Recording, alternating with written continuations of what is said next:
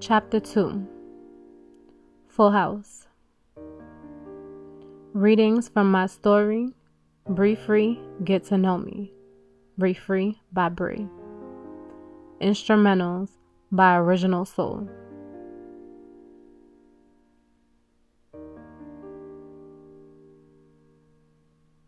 Adoption didn't come right away. It was going to be a long process. What some agencies like to do is give the birth parents a chance to redeem their rights back. So supposedly, my mother named Vanessa and father named Robert tried going into rehab to get us back.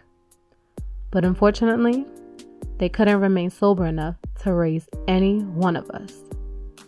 They were allowed, however, supervised visits, which sometimes they didn't show. The agency must have reached out to other family members, because I do remember visits from our cousin Tiffany, older sisters Laquana and Crystal off my dad's side. Elizabeth and Theodore became the parents I began to know. Elizabeth was a strict Haitian woman who loved church. Growing up, we stayed in the church. Besides her being a foster parent, she was also a nurse. She also had a side hustle where she ran an in-home daycare from time to time. Theodore was a more laid-back one. He was a Frenchman who was also a chef and owned a restaurant uptown New York. After taking us 4 girls in, the agency convinced them to foster 2 more kids. This time, a boy and a girl named Michael and Lisa, both 1 year apart. They had a similar story to ours.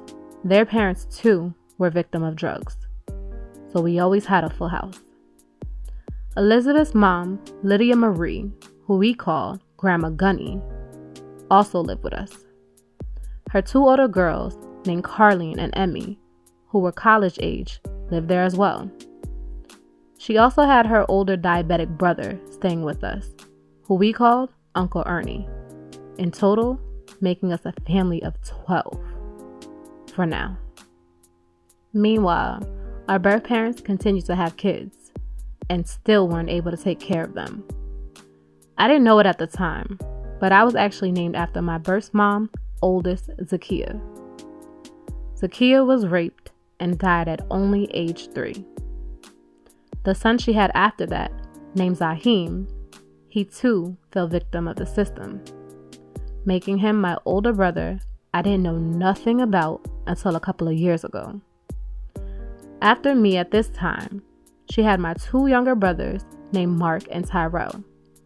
The agency wanted my foster parents to foster them as well. But at this time, we were fully housed. We were, however, able to visit them here and there until contact was lost. The visit with our parents also came to a halt. I was still pretty young, so it didn't affect me as much as it did my older sister Monique. She shared a bond with our birth parents. Like any innocent child, she believed the lies of them coming back for us.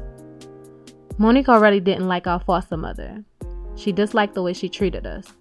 She would constantly yell at us and would whip us, leaving welts on our skin.